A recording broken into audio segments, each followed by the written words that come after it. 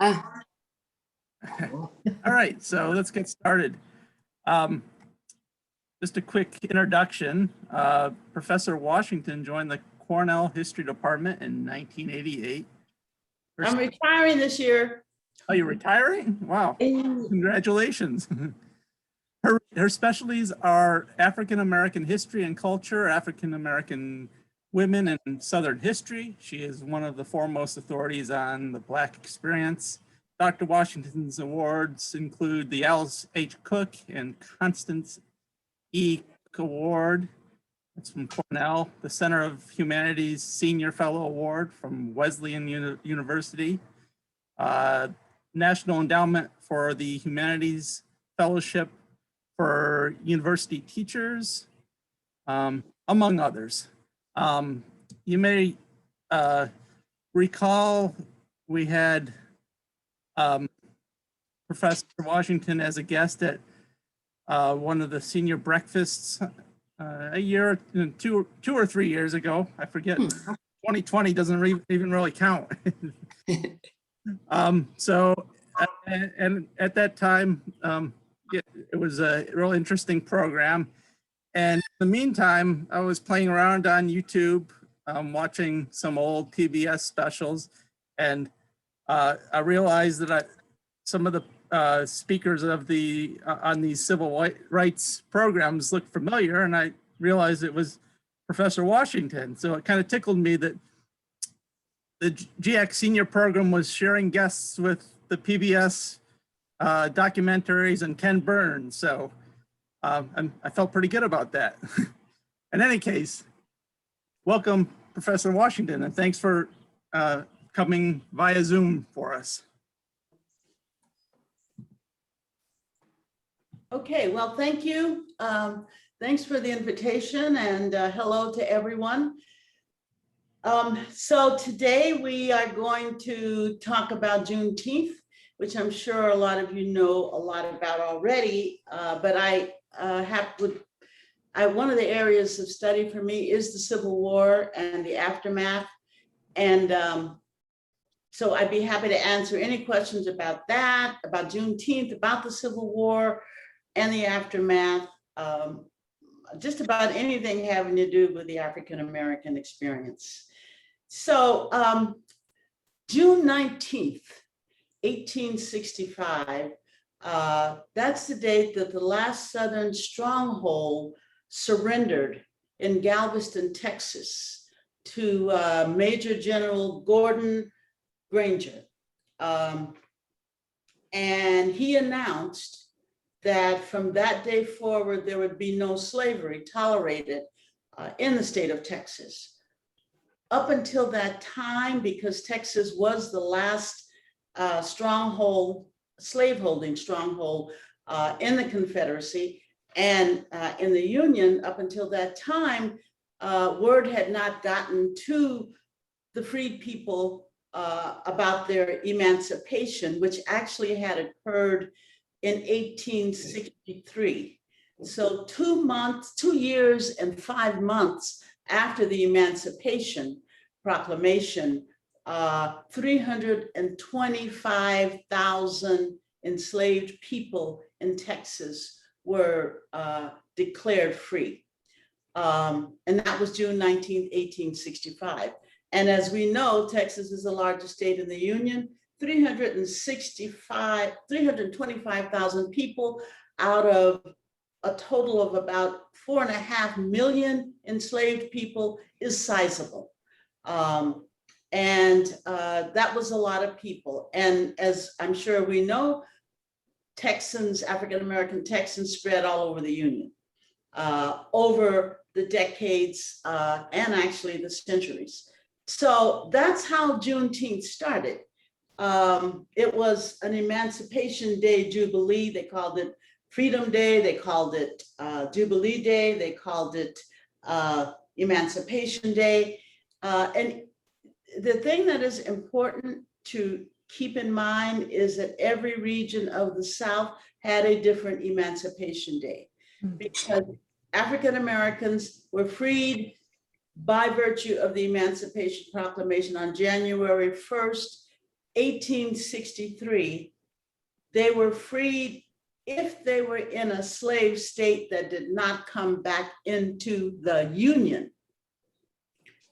Now, and that's important because Missouri, Delaware, Maryland, Kentucky, those were Southern states with slaves who did not go with the South. And so their enslaved population was not freed as a result of the Emancipation Proclamation. Moreover, many of the people who were freed in the slave states did not get their freedom because the enslavers weren't going to tell them. But one miraculous event did create the freed people leaving Southern states after the Emancipation Proclamation was signed and going to the northern lines. And that was something we call the Black Grapevine.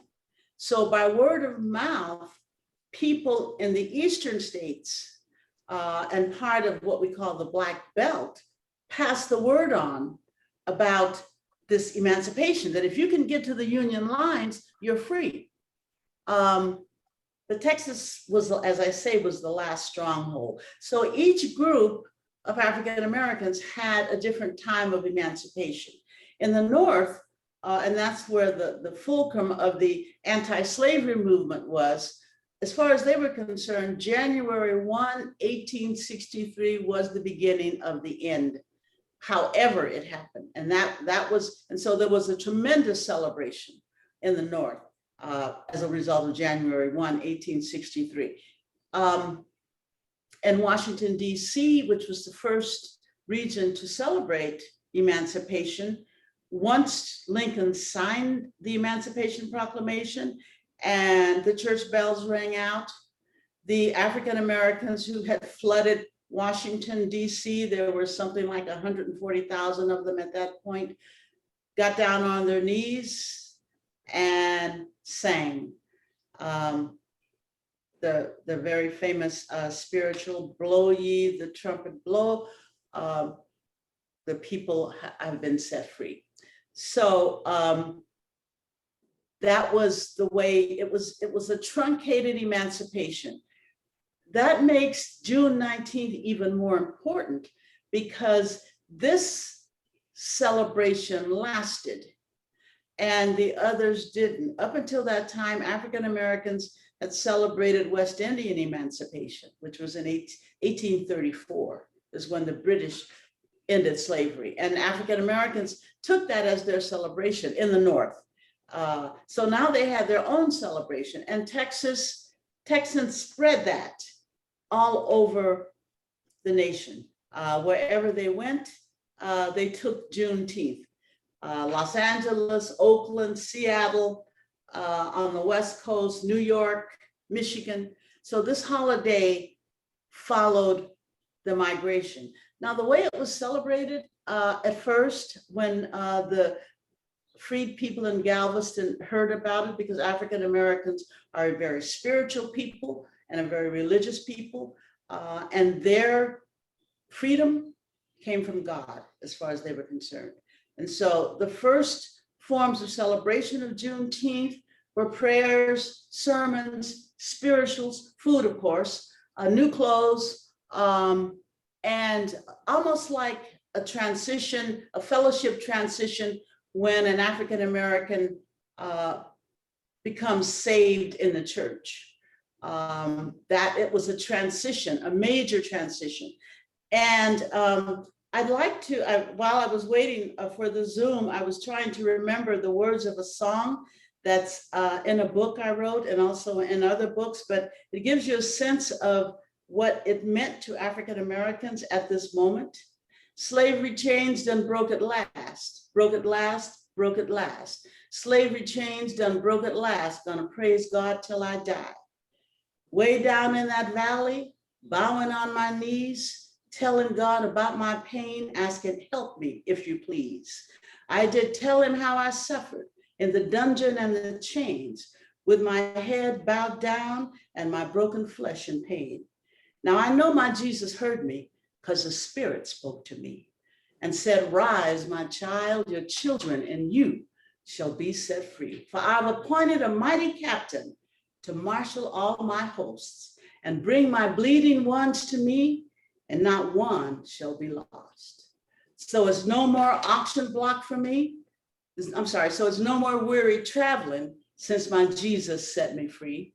And it's no more auction block for me since he gave me liberty. And that was the first time that was sung, that we have a record of it, was in Charleston, South Carolina.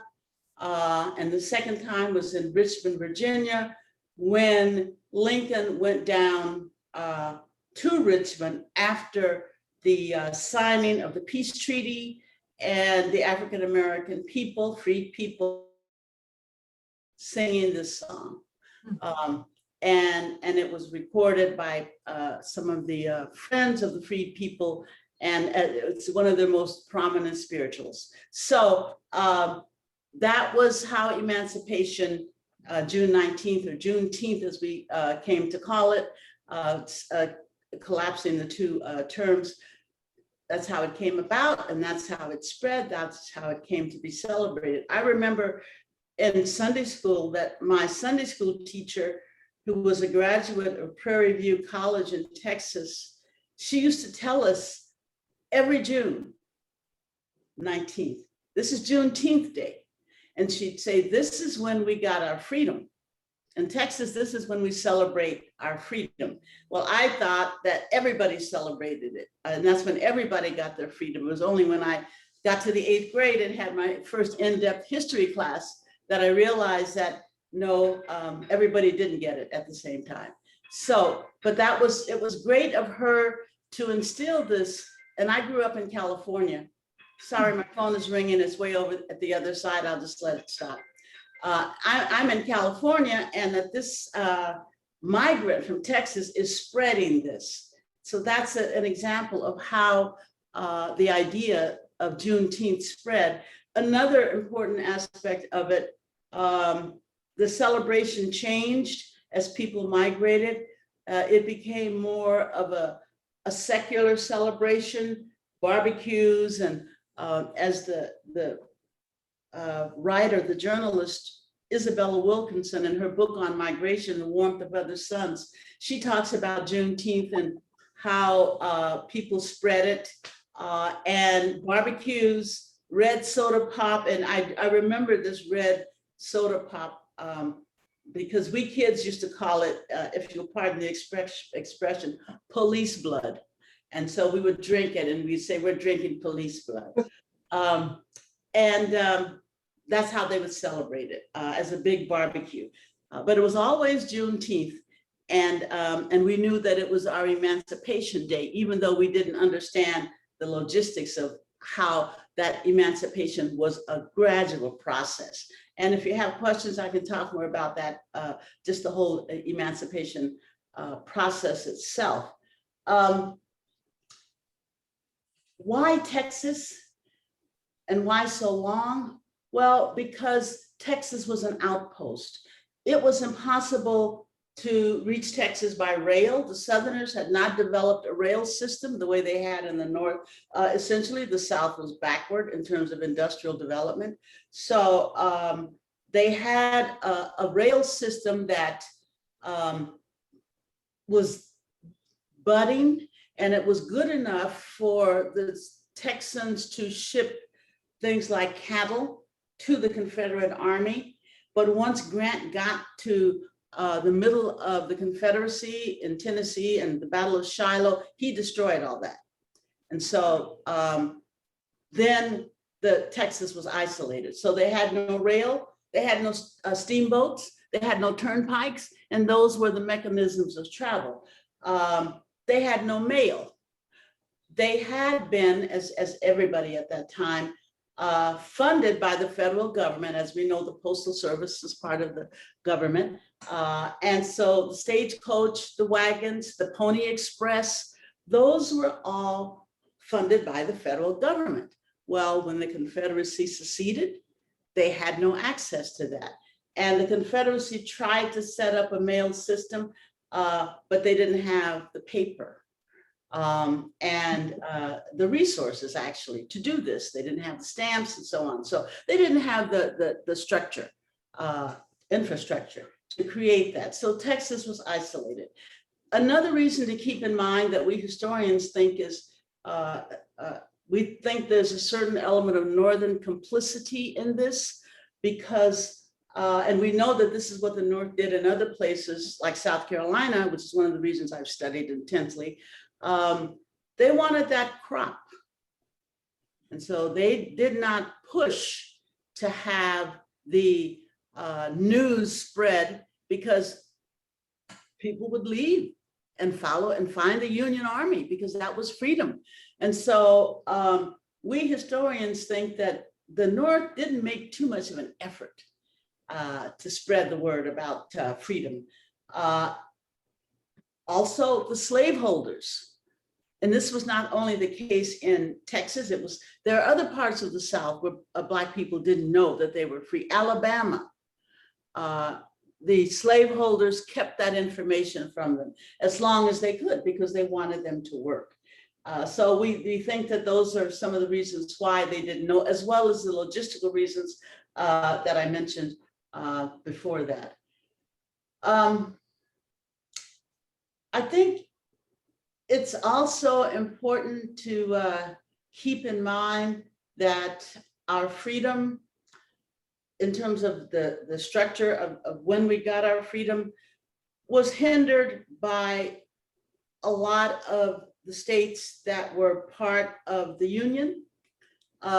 New Jersey, for example, did not ratify the 13th Amendment.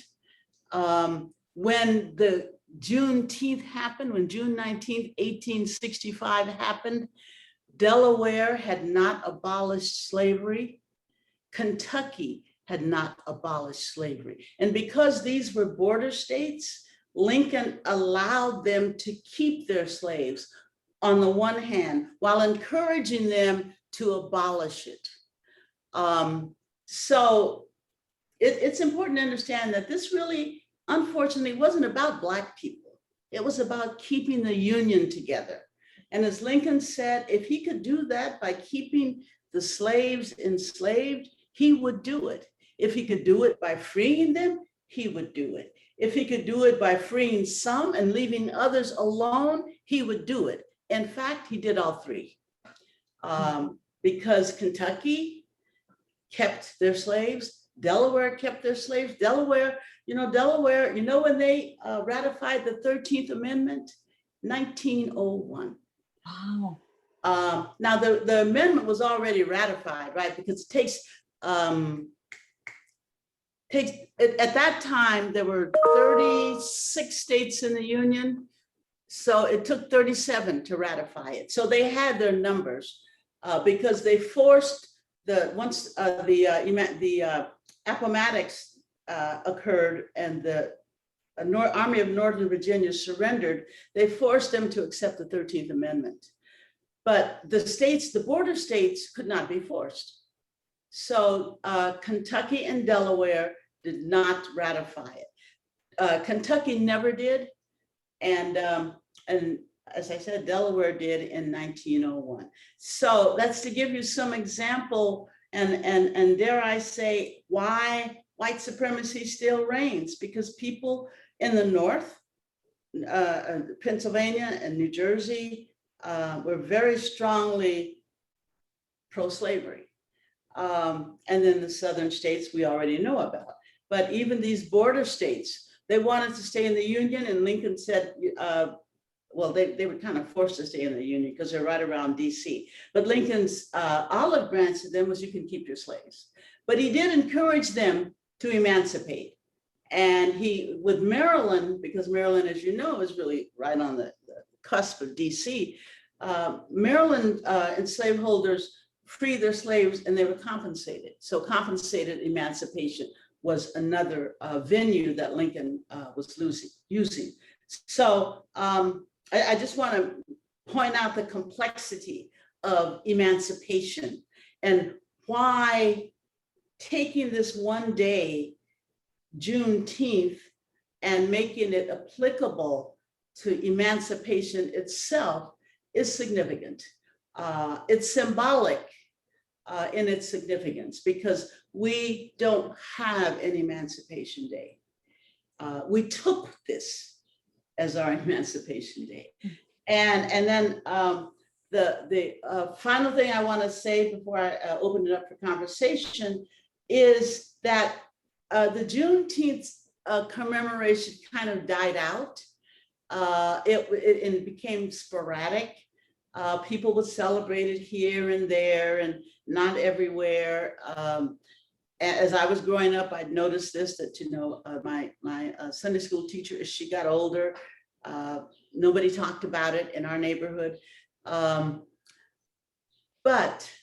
the other thing about it is that after the civil rights movement, when we get to what we call the revolutionary nationalist movement, which is in the 1970s, and there's this celebration of Black culture and celebration of being Black, say it loud, I'm Black and I'm proud. Then people wanted to, and then the other thing that happened in 1975 and 76 was the movie Roots, the TV series Roots came out, and people began to think about, talk about, and research their family backgrounds. And the significance of Black culture became paramount to Black people, not just here, but elsewhere. And I'll give you an example of elsewhere in a minute. But here, the 70s was a time of revitalization of Black culture. And Juneteenth became, I think at that point it became national, and people all over the country in various spots were celebrating Juneteenth as a holiday. And what I wanted to say after that, in terms of the 70s and making it international, is at that point, the late 60s, 70s, when African Americans decide they want to see Africa.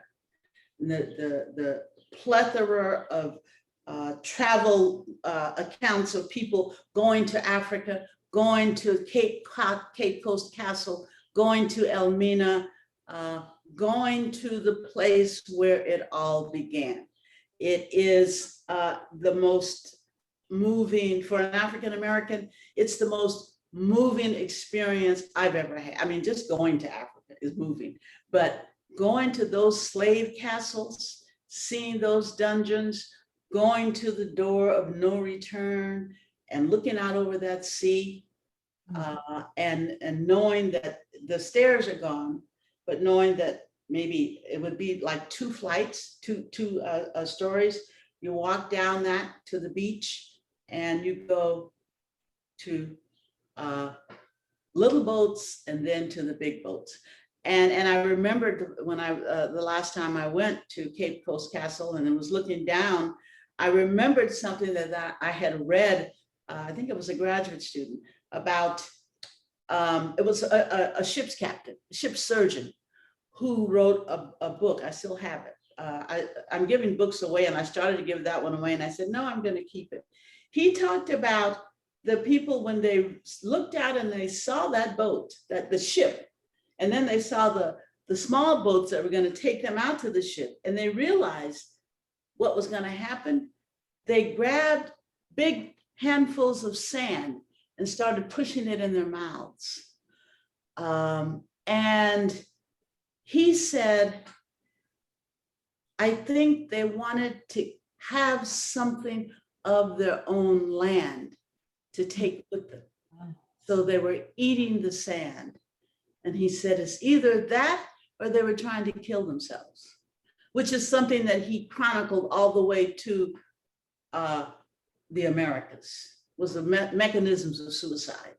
So the 70s, to get back to my original point, was a time of reclaiming that heritage. It was a time of reclaiming Juneteenth. And then the final example, international example of that, is one of the courses that I've taught here at Cornell.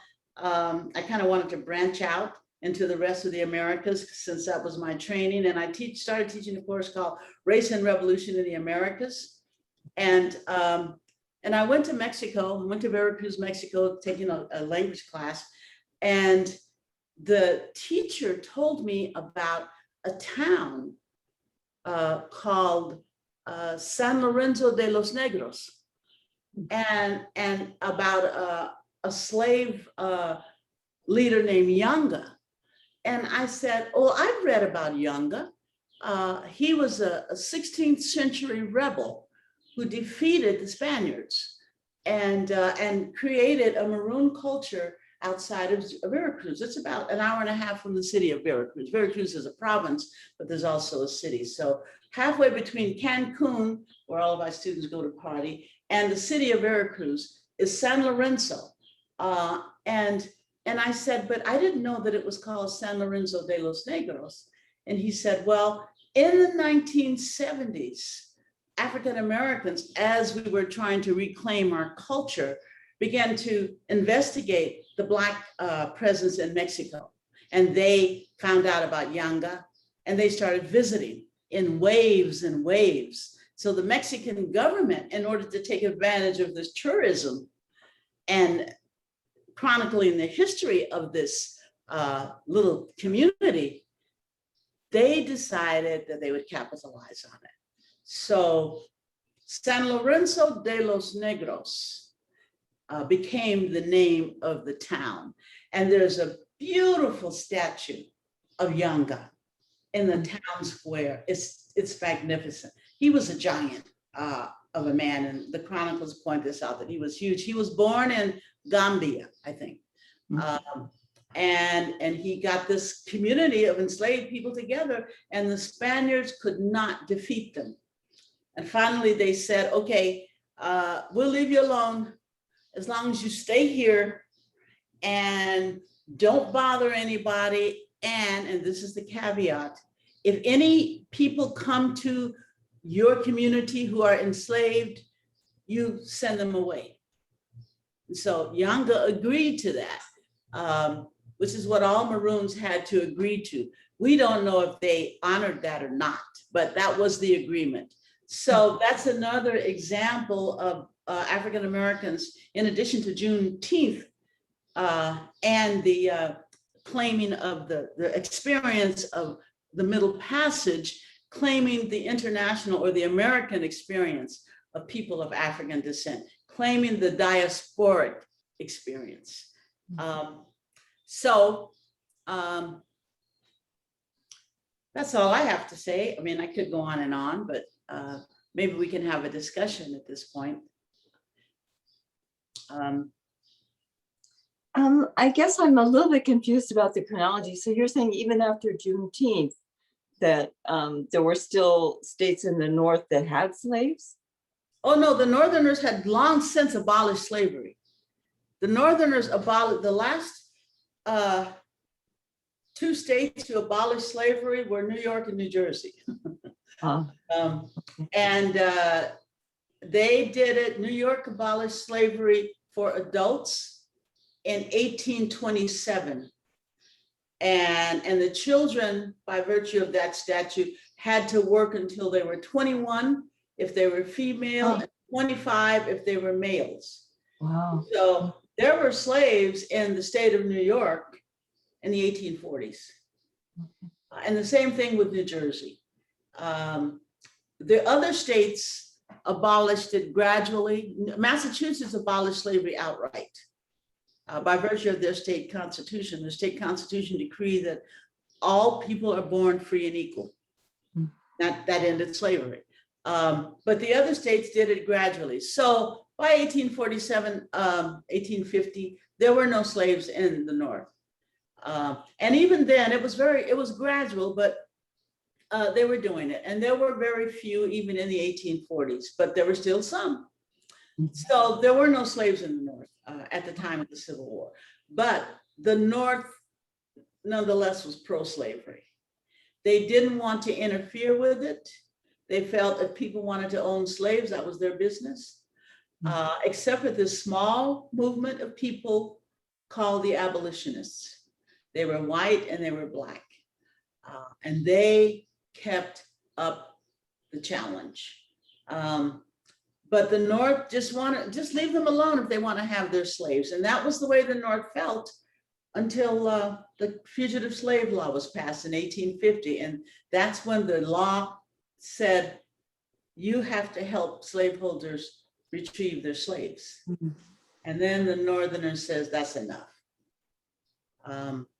Won't bother you about your slaves, but we're not going to be complicit in it. Mm-hmm. And then that turned a lot of people against slavery.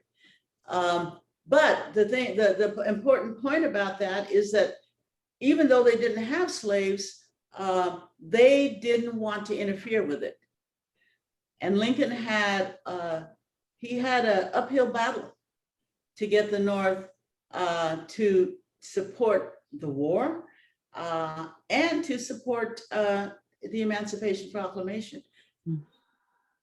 So, thank you. Mm-hmm. I have a question in relationship to that. During the Civil War, after the Emancipation was declared, slaves who escaped, how did they escape and with their lives? And were there still bounty hunters? People sort of trying to go after them to bring the slaves back during that period before the end of the Civil War? So during the war years, people assumed, because as I mentioned, the grapevine, the black grapevine, enslaved people knew almost everything that was going on. And they knew it because, first of all, about 10% of them could read and write. Secondly, because they did literally everything in the South, in the house and in the fields. They knew what was going on, and the planters, the slaveholders, talked about it in front of them. When you have someone serving and the household in a plantation, there were 5 or 6 people helping with dinner, aside from the cook. Somebody bringing in the dessert, somebody bringing in the main course, someone bringing in the cigars, someone bringing in the cognac, and they're talking about this, and they're listening, and they're going back to the slave quarters and telling people what's going to happen. And people, as soon as they get a chance, they flee to the Northern Army. At first, the generals sent them back. And because one of the slogans, and you'll pardon me, I'm going to say just what the slogan said, just what the sign said. The Constitution as it is, the Union as it was, and we won't fight for the nigger. Now that was what the Northerners said. So imagine, and keep in mind that these generals who joined the Union Army, they're joining to save the Union, not to free the slaves. And so when the enslaved people first go to the Union Army, they're sent back. And finally, this one general, his name is Benjamin Butler, and he's in charge of Fortress Monroe, Virginia, because the Union Army, the first thing they did, this was one of the smartest things they did, and they didn't do a whole lot of smart things until toward the end. But one of the smartest things they did was they cut off the South from the sea. Mm-hmm. Because the Union had a navy, and the Southerners didn't. And the Southerners, one of the first things they tried to do was try to build a navy. And they got a piecemeal navy, but it was never really much of a navy. And the Union Army blockaded the South from North Carolina all the way down to Florida. They didn't bother with Texas because they weren't going to, at first, because nobody was going to get that far.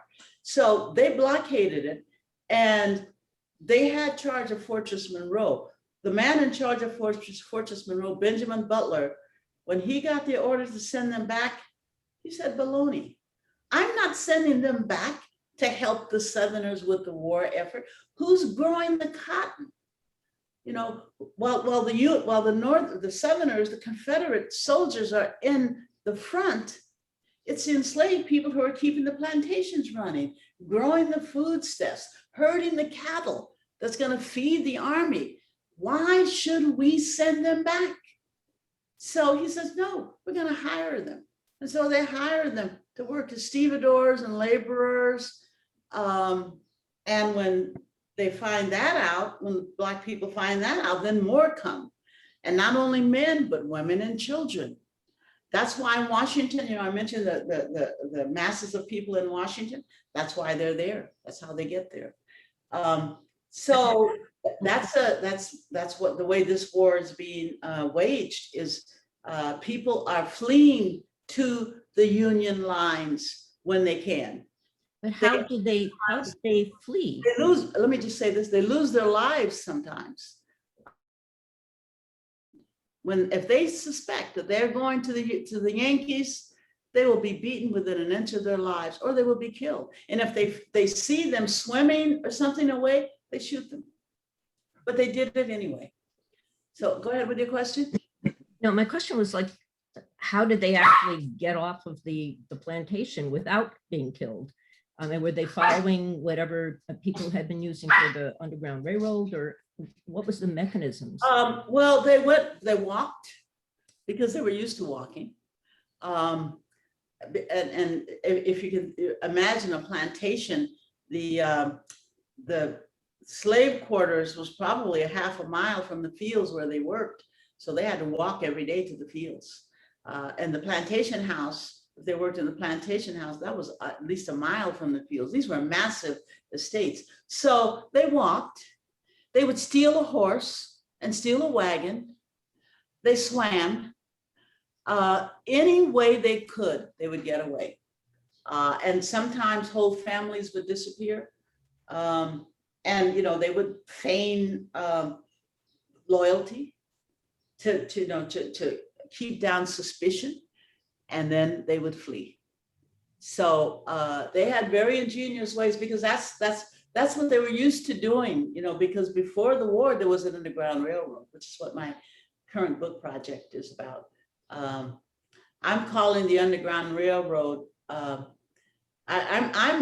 arguing that the age of emancipation begins in 1850 with the fugitive slave law, because once the North became, I guess you'd say, legally, constitutionally complicit in slavery with the fugitive slave law, and the majority of whites said they can no longer support a pro-slavery argument, and Blacks began to flee in massive numbers through the underground, then that was the beginning of emancipation for them. So they were already on the run because of the Underground Railroad. But now that they knew there was safety with the Union, even before the Emancipation Proclamation, which is 1863, they fled.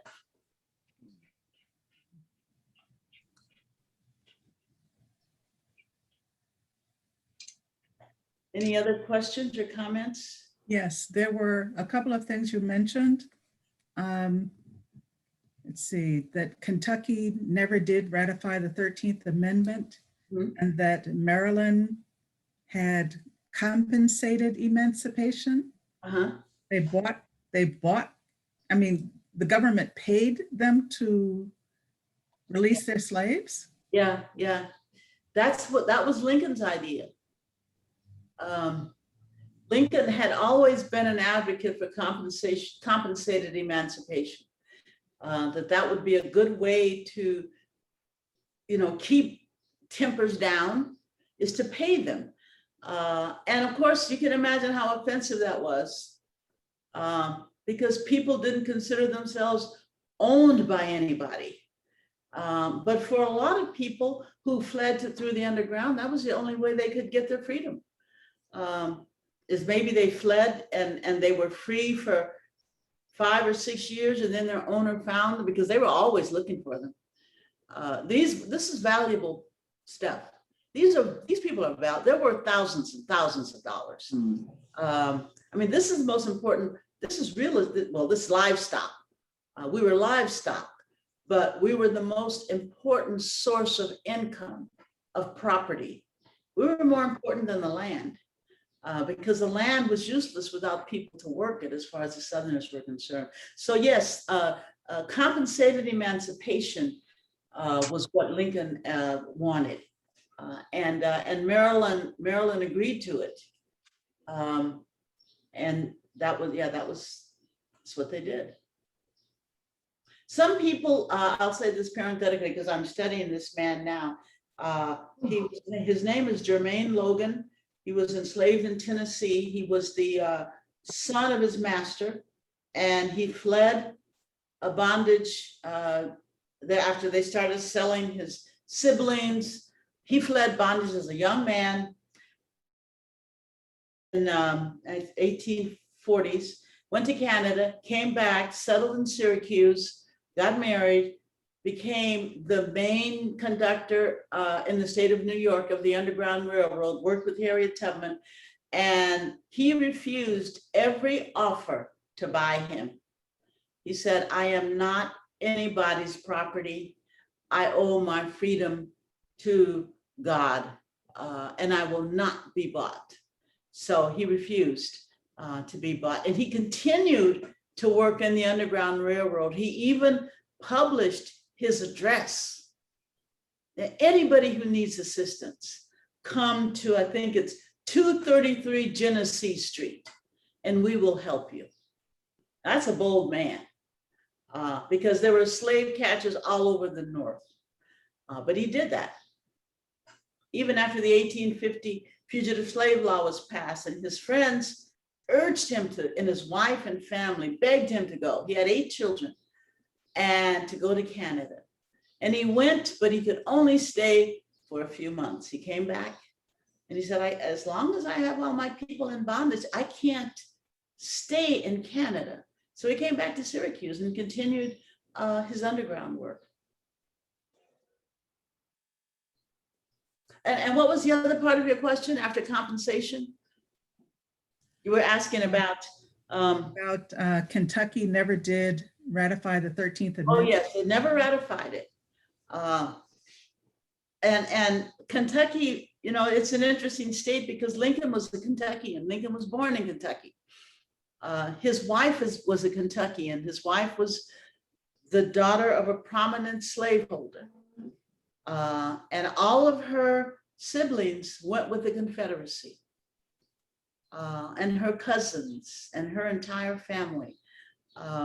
And Lincoln, of course, was a poor boy, so he had nothing. And his family, his father left Kentucky because as a poor man, he was bound to work the slave patrol, and he refused to do it. So he went to Indiana, which was a free state, very racist, but free nonetheless. And so that's why he moved there. But you know, Lincoln lived in Kentucky until he was about 10 or 11. And Kentucky he insisted. Lincoln had a phrase. When the war started, he said, "I hope God is on my side, but I must have Kentucky." And he, because Kentucky was it was what we call the Whig state. It was a Southern state, but it had Northern politics. Whig politics were Northern politics. And so there were a lot of people who were straddling the fence, wealthy people who didn't want to go with the South. And Lincoln capitalized on that and also sent troops into Kentucky and forced Kentucky to be part of the Union and allowed them to keep their slaves throughout the whole war. And they never gave them up until the 13th Amendment was ratified. And I don't mean passed, because as we know, passing an amendment does not make it legal until all the states ratify it, until 2/3 of the states ratify it. And so even after Congress passed the 13th Amendment, and they passed it January 31st, 1865, with a lot of help from Lincoln. That was very, whatever negativity you feel about Lincoln, he was adamant about the 13th Amendment, and that was crucial. And they passed it on the 31st of January, 1865. But Kentucky would not ratify it. And it was ratified in the fall of 1865. They got 27 of the 36 that they needed. Kentucky was not one of them, and Delaware was not one of them. You said that Delaware went back and ratified it back in 1901 or 2 or something? Delaware went back and ratified it. Is that just so they'd be on the right side of history, or was there something? Yeah, just to be on the right side. Kentucky never did. That tells you something about Kentucky. Think of Mitch McConnell. But you know, you have to give Lincoln his props, because you know he gets a bad rap, deservedly, for his waffling. But as one of his cabinet members said, when he puts his foot down, it's down. And when after he passed and signed, I'm sorry, after he signed the 13th, after he signed the Emancipation Proclamation, is what I want to say. And after he saw the way Black troops fought, because the Emancipation Proclamation freed the enslaved people in Confederate territory, and it also called for the use of Black troops. That's another important aspect of this proclamation. In exchange for freedom in the Confederate States, you had to fight. And Black people wanted to fight. The Black men had wanted to fight from the very beginning. And they were told that it was a white man's war. It had nothing to do with slavery or Black people. And so that was very momentous that this rider was on the proclamation. And when Lincoln saw how Black people fought, how these Black men fought, it had a profound effect on him. And understanding that an executive order, as we know so well, only is in effect during that presidency. The proclamation could have been rescinded by Andrew Johnson. And he worked, I mean, one thing that's true about that movie, if you saw it, on Lincoln and the Emancipation, on the 13th Amendment, and there's not a whole lot of it that's true, but one thing that is true about it is that he worked very hard behind the scenes to get that amendment passed, because he knew that once he was out of office, anybody could come along and rescind it. So that was a major, major achievement. I mean, that set the nation on the road to Reconstruction, to radical Reconstruction, even though it's not admitted, it was very important.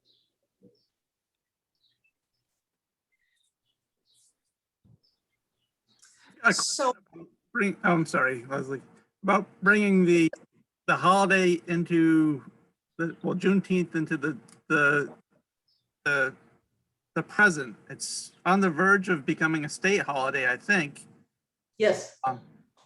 And I mean, when I was a kid, I don't think I had heard about it. I think it may have come up in history class, and it really didn't make much of an impression. Was it celebrated in various places around the country, and how do you think it came about to rise to being a state holiday in the near future? Well, in New York, you mean? it was always, well, ever since I've been here, and I moved here in 1988, there was always a celebration. And it was kind of small, you know, it was like, it would be in a park and there would be booths and little exhibits and things like that. But it was always there. And in California, I remember it being I grew up in Sacramento. I don't remember it being celebrated there, except in like my Sunday school teacher, Mrs. Hubbard, her little event. But in Oakland, which was 40% Black, it was celebrated. And so it really depended on where you were. And the numbers of people in the state of New York, it seemed to be sort of a local thing. I don't remember going to anything. Well, I take that back. I'm part of an organization. I'm on the board of an organization called John Brown Lives. And it's based in Lake Placid because that's where John Brown's farm is. It's a social justice group. We celebrate Juneteenth every year at John Brown's farm. And we have music and usually blues and speakers. So I'm not sure when the state of New York decided. The first I heard of it was the pandemic. It confuses me, but I think it was 2019 that I understood that there was a move afoot to make it a state holiday. And now I guess it's official that it's going to be a state holiday. Now, does that mean that people get the day off? Does that mean that banks are closed? Does that mean that the post offices are closed? Well, that would make it a national holiday. So we know it isn't that. But it is, at least in 40 states, it's a state holiday. And that's how national holidays get formed, right? I mean, that's how we got the King holiday. And so I think it's on the way there. And frankly, let me just say this, we deserve this holiday. We deserve a holiday to commemorate the end of slavery. And I think it's fitting that it be Juneteenth because the Black Texans had already got the momentum going. And all the other dates are so sparse. But this is the one date that we have, and they started it and they spread it. And we deserve this. I mean, we deserve a lot of things. But you know, this nation, North and South, enslaved us for 252 years. And there has been no recognition for that, no reparations, nothing. And so this day ought to be a national holiday. And because I think everybody ought to be reminded that at one point this nation engaged in human bondage. And that's something that we should never forget. So, you know, that's as we approach 1:59 time-wise, then that's my take on it, that it's a well-deserved state holiday and it ought to be a national holiday to commemorate enslavement and to commemorate the nation. I think it's important to commemorate the nation for freedom. 700,000 men lost their lives in the Civil War. That's more than any of the wars this nation has fought put together. Don't you think we ought to commemorate that? And what better day to commemorate it than the day General Gordon Granger announced that the people farthest away who were still enslaved were free.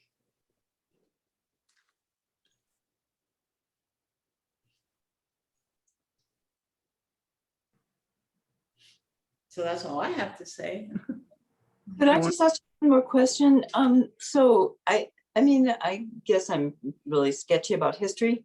And so wasn't there a promise to people who joined the Union Army, African Americans, that they would get 40 acres and a mule when they finished their service? Did that happen? Well, it happened. It didn't happen in quite that way. When Sherman, Sherman made his march, when he left Grant, he made his march to Atlanta, Sherman's march to the sea. And when he got to the sea, he met with, this is the Sea Islands of Georgia and South Carolina, which, as I mentioned earlier, the Union had already occupied. When he got to the Georgia Sea Islands, he met with a group of African-American men.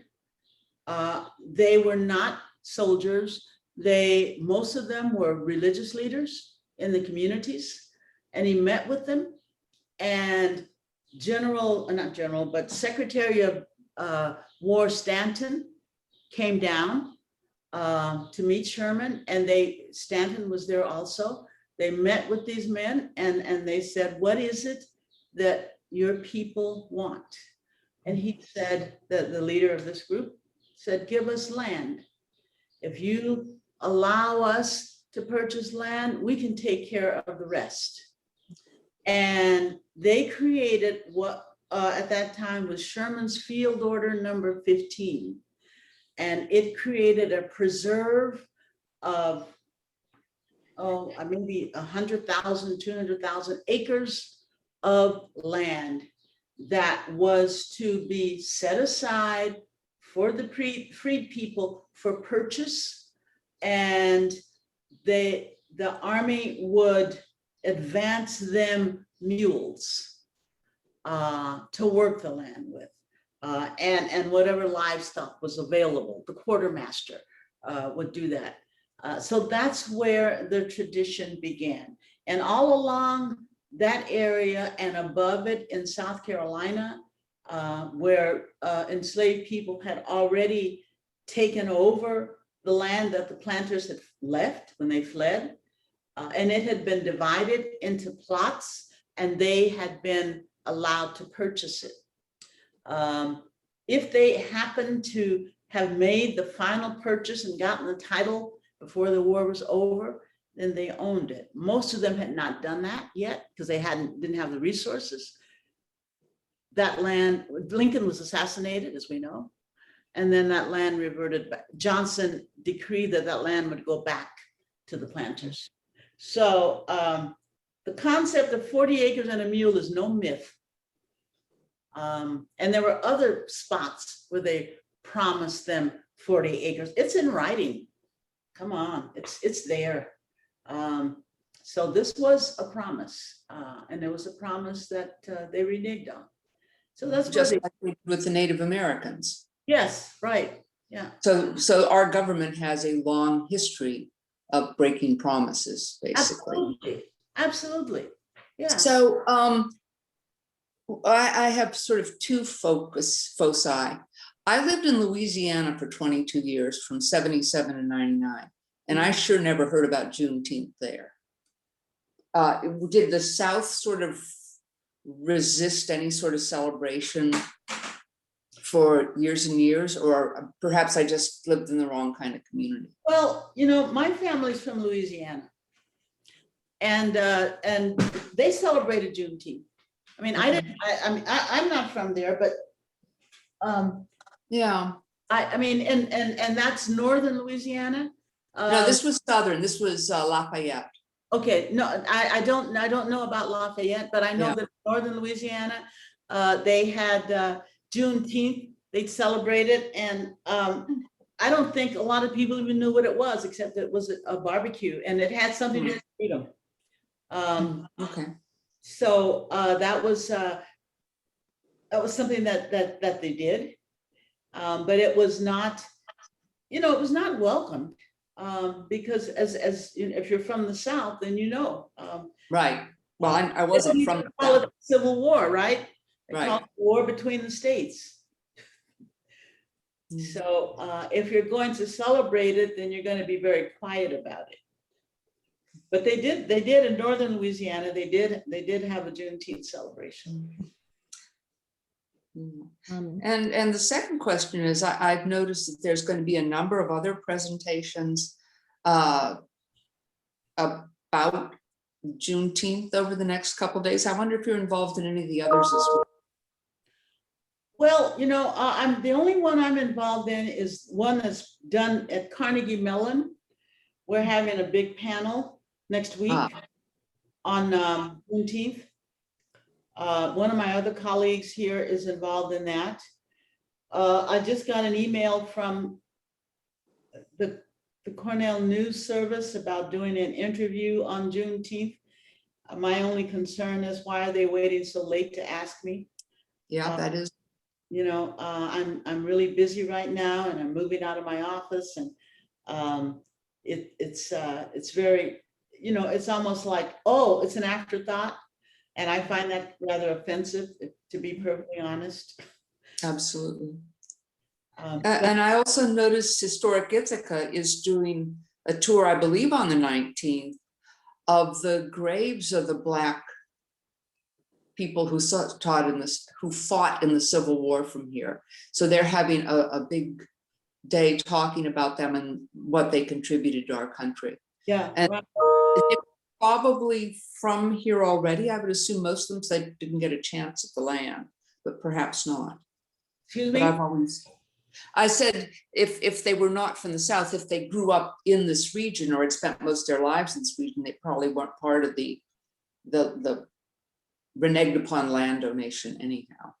They may have, Ithaca has had a long history with based around AME Zion.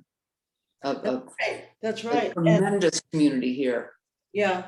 The man I was talking about, that I'm writing about from Syracuse, Jermaine Logan, whom I mentioned, he became involved in the underground. He's a pastor, was a pastor, AME Zion pastor. He pastored at St. James. And he was deeply involved in, people don't even know that. He was deeply involved in the Underground Railroad while he was a pastor at St. James AME Church here in Ithaca. And he mentions it in some of the letters that I found. But yeah, it was very important as an Underground Railroad depot. This whole region was important and crucial, really. And it wasn't just about Harriet Tubman. She's the most important person, but this was going on before Tubman came. Tubman didn't get her freedom until 1850. And the underground was going on before that. I believe St. James was founded in 1837 or 38. So, this was a trek that had been going on for some time. It's kind of unfortunate that they call it the Underground Railroad. They ought to just call it the Underground Road, because it was in existence long before there was a railroad.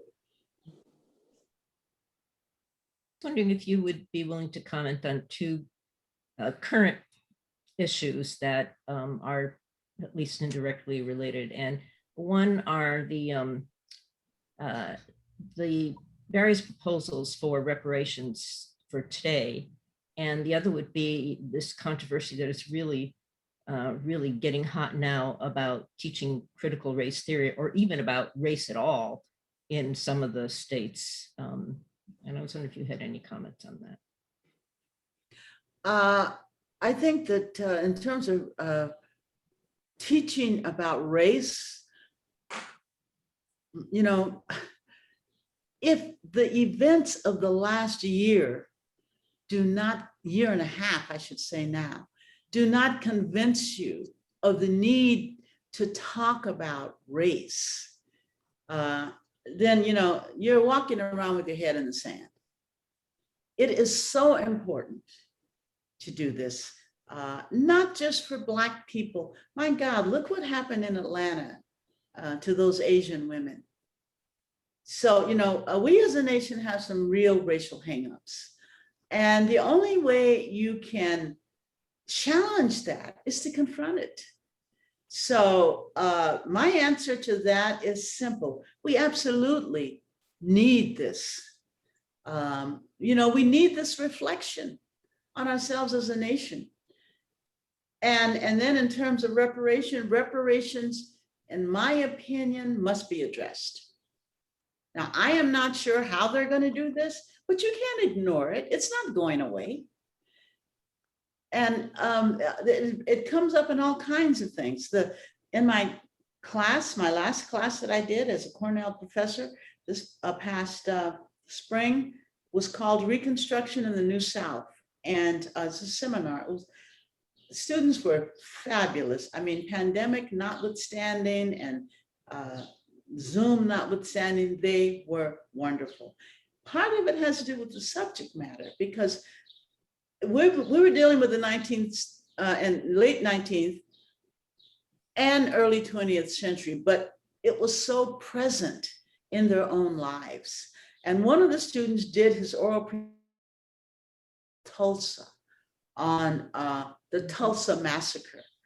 And the book that he chose, the author was Johnson.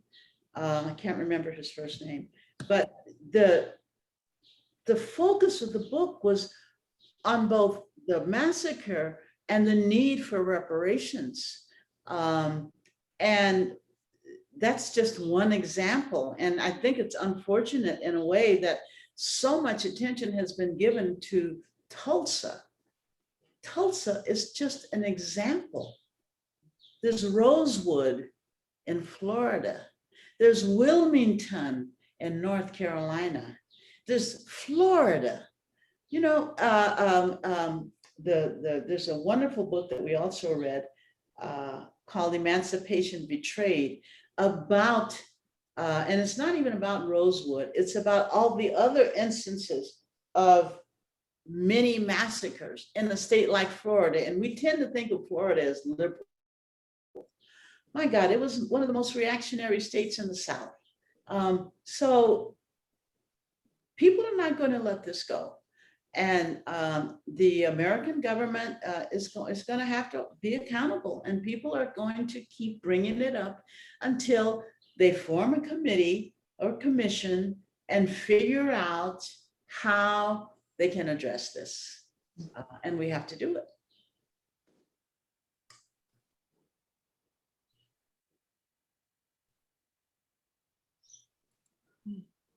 Well, thank you very much, Professor Washington. Thanks for your thoughts. Really interesting presentation.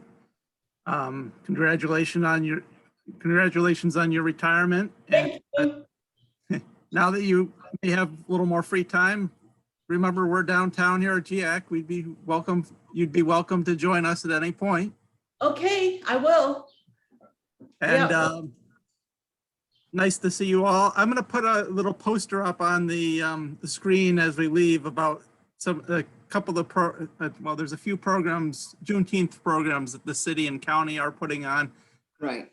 I think that the public is welcome to all of them, with the exception perhaps of the employee lunch on the 18th. So check it out. If you need details on how to connect with the Zoom or anything like that, let me know. I put it up on Facebook as well. But how can I get access to that? I will share that link with you as soon as I get off. Okay, great. So that was what I read on Facebook earlier today. Yeah. I got all my links from there and all my Zoom links already. Good. Yeah, there's a few things happening through the city, and thanks for mentioning the historic Ithaca walk. That, there's other things happening evidently. That's great. Yeah. So have a good afternoon, everyone, and Thank you. Thanks. see you soon. Thanks a lot. Very Bye. good, yeah. Bye-bye. Bye. Bye. Bye. Bye-bye. Let's see. I'm just going to leave that up if you need it. Thank you. Okay. Yes.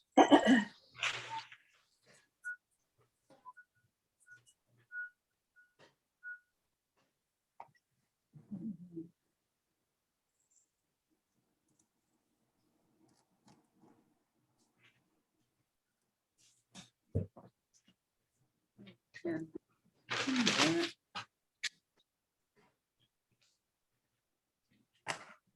it. Picture of it. So I'm gonna email the more specific message with the Zoom links to you right now, Professor.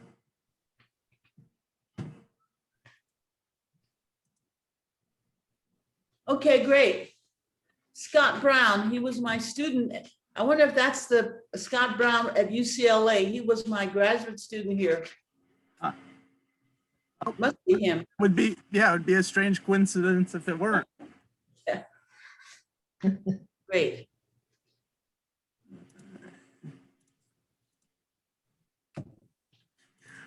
Okay, thank you. Okay, thank Bye, you. thanks again. Uh-huh, Bye. welcome.